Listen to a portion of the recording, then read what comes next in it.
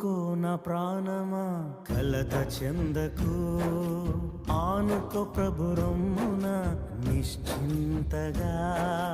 ఊరుకో నా ప్రాణమా కలత చెందకు, ఆనుకో ప్రభు రొమ్మున నిశ్చింతగా.